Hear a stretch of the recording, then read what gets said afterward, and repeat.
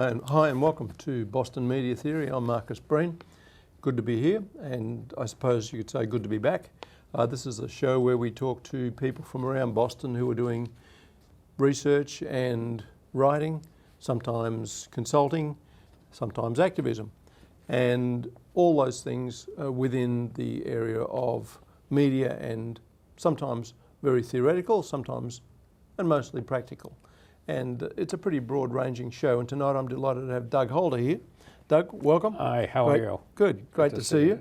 We're going to talk really about poetry in Boston. Right, poetry in Boston. Both with you as a poet, but also as what we might think of as a poet advocate, let's say. Yeah. I've been a grassroots sort of poet activist for many years. Yeah. Right, grassroots poet activist. Well, that's great. So your purview, as we might say, covers a pretty wide field. You're a publisher.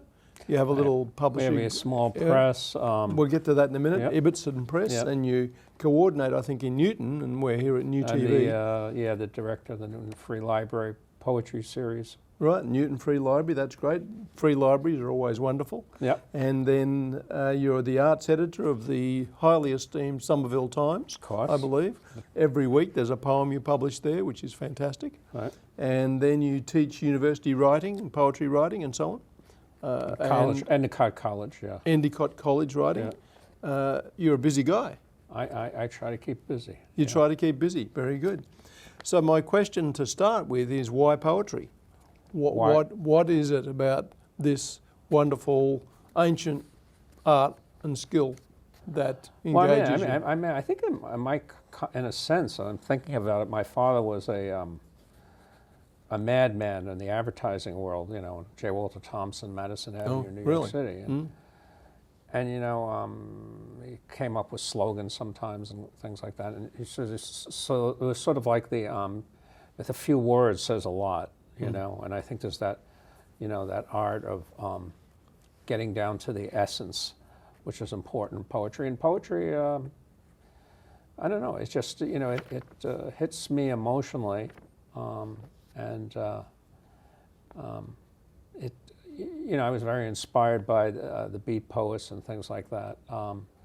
And I think, you know, it's just a natural affinity I have for it. Yeah. Right.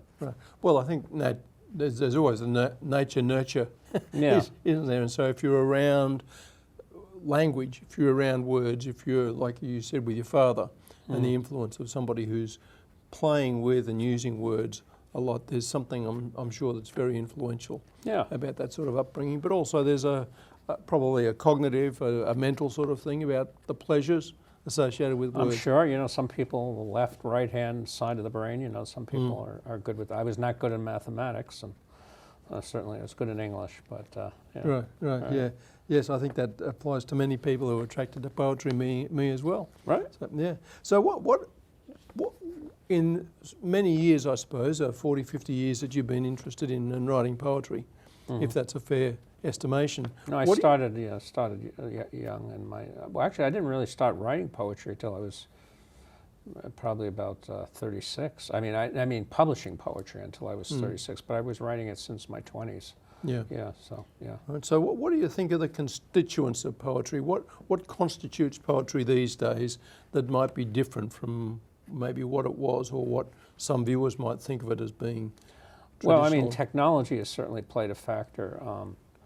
Used to be you would go to the print shop and you know, order a few hundred copies of your magazine, but now it's print on demand is very in vogue, and you can just you know, people can order online, so there's a lot less waste. You know, sometimes you would order a lot of books and they'd wind up, you know, rotting in your garage, but now, you know, with print on demand you can order as many as you want, many or as few as you want. So I think, you know, in terms of production, it's vastly different from, let's say, 20 years ago. What else was it? And, you know, in terms of poetry, I mean, you know, poetry is sort of, you know, there's you know, hip hop, and there's new branches of poetry, free verse, of course, in the last 30 years or so, you know, started to be predominant over, formal metered verse, although there's a lot of metered verse still out there. I think, poetry is, is dealing with things like, like gender and, sexual identity, and there's a lot of political applications of it.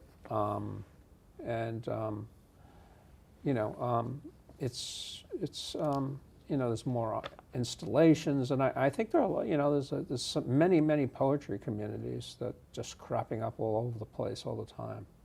So it's a good trend. It's a good trend, and in some ways it's got now what we might think of as a popular kind of sense to it. Maybe I'm wrong to think of it as an elite kind of activity, but it seems that it's much more popular and accessible these days. Yeah, it is certainly more popular. Especially around this area, my whole idea to start the Bagel Boards, which you're a valued member, that literary group was originally 20 years ago. Actually, it's our 20th anniversary. It was to get out of the academic cliques, to make more accessible, to have a lot of people who are fine poets but not necessarily attached to the quote unquote academy. So there's more of an egalitarian aspect to it. Poetry of the people, and so I've always been part of that, wanting to do that, making it accessible to people and meaningful in the ordinary guy's life. I mean, Lawrence Ferlinghetti, the famous poet in City Lights books, said his idea was to have poetry in the back pocket of plumbers, and people aren't necessarily writers, but just ordinary folks who enjoy poetry. After all, it started out as an oral tradition. Yeah, absolutely. And was used in the community. It's not some effete thing. No, Ferlinghetti is a particularly good example of this sort of American popularizing instinct, isn't it? Like everybody can do it, everybody should do it, as it were. Right. I mean, some people do it better than the others, but we all can do it, right? Yeah, absolutely right. Yeah. Yes, so, some, including I think some lines I've written, I'd rather not show to anybody else. What about poetry in New England or in Boston? You've been here for quite a long time. Is there a particular quality or style or set of interests, energy that's unique to this area? I think it's very diverse. I mean, if we go back into the 50s and 60s, we had this sort of confessional poets like Anne Sexton and Sylvia Plath and that type of thing. And now I think, now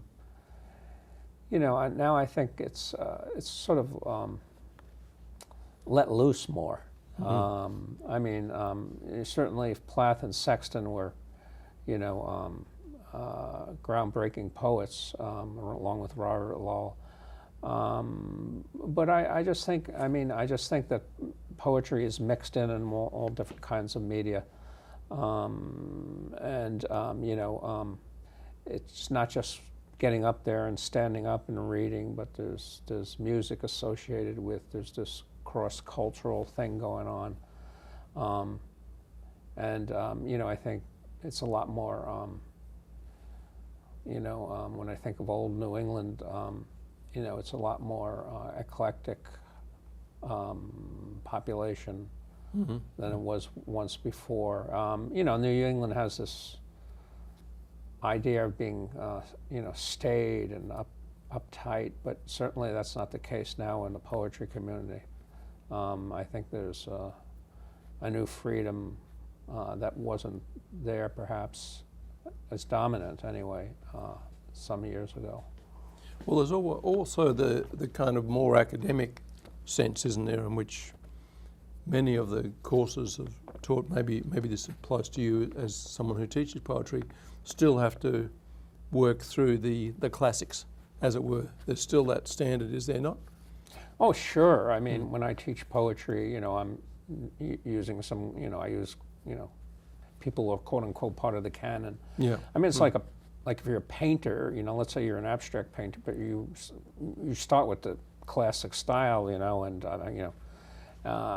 then you go on to abstraction. I think you have to have an education, and because we learn from what we read, and so that's an essential thing. Whenever I teach, anyway, is to read other poets and read contemporary poets, but also poets who are of a different vein, and some classic poets, and yeah. Right. The idea of there being a New England poetry seemed to reach some sort of high point a few years ago with the Nobel Prize going to Louise Gluck. Did you know her? I know she. I know she wouldn't send me poetry, but she's. But I think a friend of mine approached her for a magazine that I was writing for. But she was not. I mean, she's a fine poet, but she was sort of not really like a Robert Pinsky who would go out there and be with the people. She was sort of aloof. Oh, is that right? And a great poet, but certainly like Pinsky, who did America's Favorite Poems and things like of that nature. But I heard personally she was very warm and everything. But I mean, she wasn't comfortable on the stage, and that's fine, But yeah. Right. Yeah, she had some beautiful very words. sad. A lot of her stuff is very sad. One landscape. Yeah. If you all your life you wait for the propitious time, then the propitious time reveals itself as action taken. Mm-hmm. And the sort of sense in which, sort of deep sense of reflection, a deep kind of moral quality to the work, sometimes doesn't always come through the more popular versions of poetry that we might experience, but certainly you had to pay attention to the fact that someone wins a Nobel Prize for poetry who's not really circulating in the scene and circulating around the place. I thought it was quite interesting. Yeah, I remember one quote from her, the flowers bloom like mad cliches, or something like that. Yeah. Certainly a terrific body of work. What about the idea of poetry offering a kind of critical way of engaging with the work, like those few lines we just critical said? Critical sort of engaging with the world, sort of how do you sort of finding the world too big, too demanding, too broken. So poetry kind of comes in as a sort of way of enabling you to both understand it and also to make a better response or a more productive and progressive response to it. I mean, in contemporary society, we're all hooked up, on earphones, cell phones, me included, computers, and I think ideally if you're tuned out, basically to the world. And as I tell my students, take off those things and closely observe the world. And I think poetry, poetry makes you stop, stop the frenzy, the far demanding crowd or whatever, and observe and feel and experience. Because I think a lot of times, we're divorced from nature and other things because of the highly technical world we live in. Right. So it's a way of poetry can be, as you said, I tend to agree with this, a way of stopping the clock, as it were, or stopping something. Well, I mean, at least stopping you from the frenzy of your day, and because what it's work and death, right? Yeah, I mean, right. And what's in between, Right. Yeah. One of the things that Louise Gluck said that I noticed was that she'd hardly expect to have tens of thousands of people or thousands of people coming to a reading by her, but there will be people who'll pay attention. And the idea that there's that you just slowly build an audience and people find the work in various moments of their lives is a very nice sort of sense, very pleasing humanistic sense of the role of poetry, which I thought I might mention. So let's think about and talk about your own poetry and its connection with both Boston and then poetry more generally. You've been writing for a long time, and you've published a lot. And you publish something called Ibbotson Press, right? Or you have a press. Ibbotson Street magazine, yeah. Ibbotson for the last Street. 26 years. All right. And does that come out as a regular? Biannual. Biannual, okay. Which is what, twice a year? Twice a year. Twice a year, just so I know. Yeah, okay, twice a year. And does anybody submit to that? How does the selection of that work happen? Well, Harris Gardner is our poetry editor, and he solicits work. And we've had some very major poets in there. We regularly have Marge Piercy and Ted Cruz, who was a former poet laureate of the United States, as well as very accomplished local poets. You know, I mean, I don't know how Harris selects most of the poem, but I know for myself, I go by the old Auden quote: "If it makes me cut myself while I'm shaving, then I think it says some, you know, good poem." So I guess it's just something, you know, poetry is subjective, and, you know, Harris has a sensibility. I select a few. The managing editor, who's Lawrence Kessenich, and Ravi Yelamanchili, also have their sensibility. You know, of course, good poetry has certain quality, you know, metaphor, line breaks, symbolism, you know, poetic language, you know, I mean, but, you know, I mean, it's more of an instinctual thing than it's not really, it's an art, you know, I mean, it's an art. And, you know, some people have that natural sensibility, others don't, you know, just as I don't have a natural sensibility to be an accountant. I mean, you know. All due respect to accountants, it's probably a good thing. Yeah, right. So need a bit more than that. That's interesting to think about this idea of a collection of people or a group of people working on Ibbotson Street Press. You're also engaged with Bagel Bards that you referred to earlier, of which is how I came to know and meet you, which has been great, and a number of other people who have become friends and who I value deeply, who are members of Bagel Bards. And this sort of speaks to this notion of collectivity, of poetry, at least in these contexts, having a real human face-to-face connection, as well as the writing. I mean, the whole concept of the bagel bars is. I remember years ago watching a Woody Allen movie, and all the comedians came into the famous delicatessen Zabar's or something like that every weekend, and they would chat. They talk about shop or they talk about whatever, and it was just like this continuity, and you know, it was people of the similar ilk. And also it was friendship and companionship, and we've lost people in the bagel bars, we've supported people in the bagel bars. So it's a sense of community, which is very important. And if you can do that through art, you know, a commonality through art, I think that's even better. Absolutely. You know, I mean, yeah. we've got difficult enough lives as it is in some respects. Right. And we've got crises around us and around the world, and right. As Chomsky suggests, you know, the biggest crisis is the survival of the human species with climate change. So something that can bring people together and create a sense of identity, of personhood. Purpose, right. Yeah, seems to me to be very valuable, as well as doing something about the crises. Yeah. It's a pretty big ask. So let me just say, this is a copy of the anthology that comes out every year or so, a couple of years. You know, yeah. It comes out when it comes out. Right, so this is Bagel Bards, Bagels with the Bards, number 16.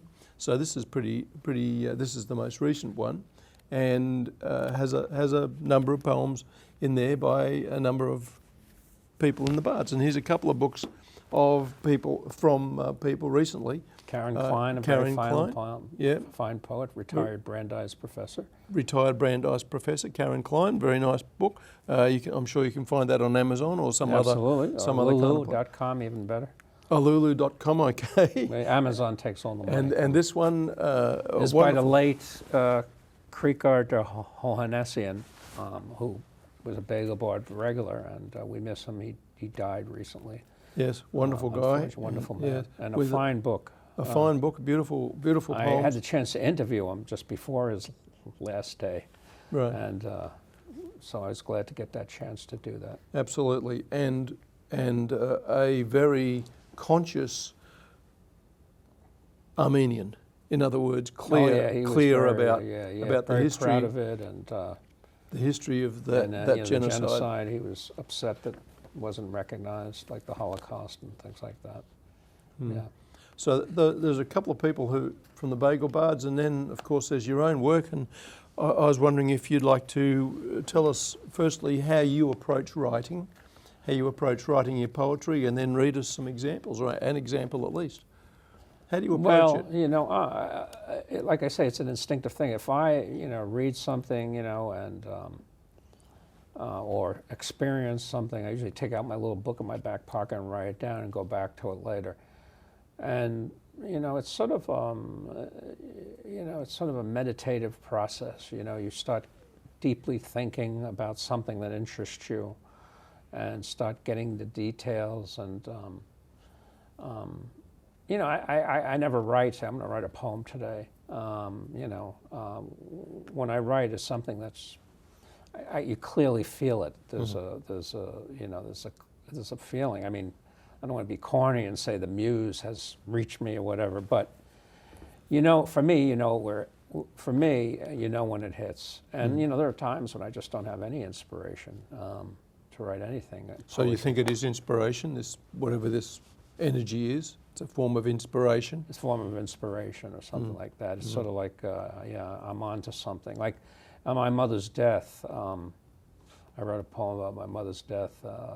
I remember I was almost like, davening in the Jewish religion. You know, you go like this. I was walking on the street davening, thinking about going, mother, mother, mother, and then these lines came out from this sort of, this sort of chanting or whatever it was. There's the other side of things, of course, which is people who seem to be able to just write about everything.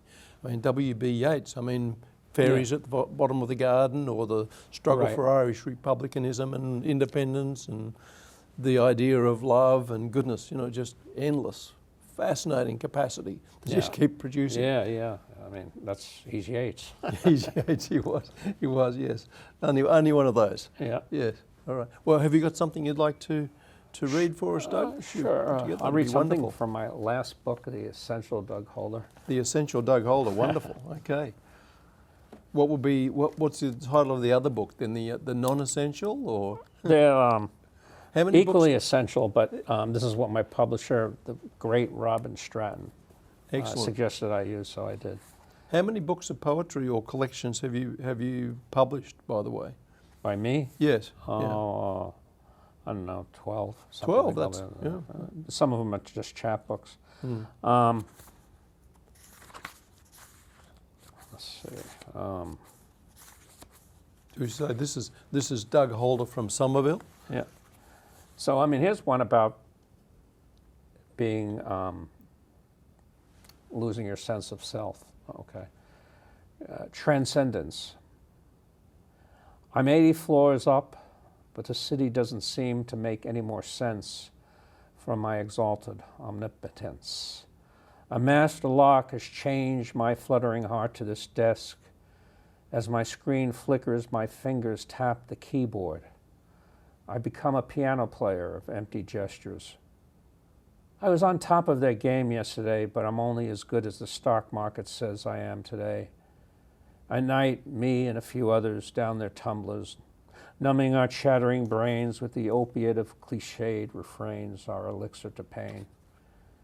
You see, when I'm 84 floors up, my calloused feet are still cemented to the goddamn floor, and I don't know who I am anymore. All I can do is watch those morning birds soar. So, a lot of my poems are about alienation, marginal people. I've worked in mental hospital in McLean's for many years, and I've written poems about patients, not using their names, of course, and people I observe in everyday sense.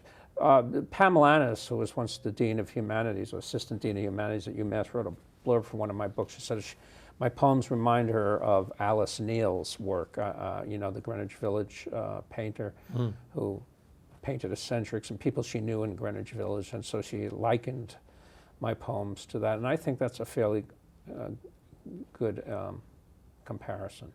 Right, great. It reminds me of my dear friend Christopher Barnett, an Australian poet who lives in Nantes in France and has for a long time. And much of his work has been with people who are dispossessed, who are suffering either mental challenges or who are homeless or are just seeking to Plenty of find material these days.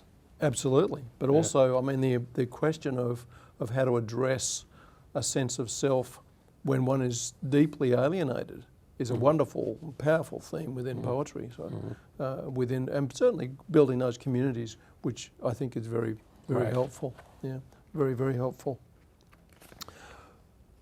What else could there be that is kind of specific to your experience of poetry, Doug? How would you say you would, in conclusion, how you would sort of separate yourself out, say, this is what I am as a poet, this is how I differ? Well, I mean, I think, you know, Sam Cornish, the late poet laureate, wrote that Doug Holder is a poet of the street and coffee houses, an observer of the everyday. He sees the world for not what it is, but on his own terms. He is living in the poem rather than the poetry. And Sam always would tell me, you know, I was born in the 50s, you know, but I have this sensibility of, you know, if you could see the picture of me, sort of, you know, of, you know, being in 1950, old coffee shops, and because I remember the Automat. I don't know if you remember the Automat. You're probably still in Australia. Yeah, well. But and the characters were hung out there, coffee shops, sort of a 20th century, mid 20th century. I've always had a fascination with that, and so I think, you know, I'm sort of an old school poet, I think, and you know, I'm not, you know, politically correct or any. I'm not really politically, you know, I mean, other than the fact that I, you know, write about people, but I'm just observing them, and I don't think I'm making I think all poetry makes a political statement. Everything is political, as they say, but, you know, I don't really write much about sexuality and things that are in vogue now. I think when you read a Doug Holder poem, you know, it's signature Doug Holder. Signature Doug Holder. I would hope, anyway. Yeah. Well, I'm sure people can find your work. Absolutely. You know, there's a lot of. We have, like, most of my work and all the books I've published and everything else is at the University of Buffalo, and I have the Doug Holder paper collections, papers of, you know, which includes interviews and everything I've done with various people at the University of Buffalo and UMass Boston, and other university libraries like Brown and Yale. The books are in there. Wonderful, and probably somewhere online you can find online, your name. All over. Yeah. Excellent. Well, thank you, Doug. Thank you for having me. Much appreciated. And the opportunity to talk about poetry, of course, shouldn't be lost on any of us. Should be something that we do on a regular basis. But that's just me. Perhaps you'd agree with that. But I want to say thanks again for being here. And that's all from me. Until next time, from Boston Media Theory, Marcus Breen, and keep on mediating.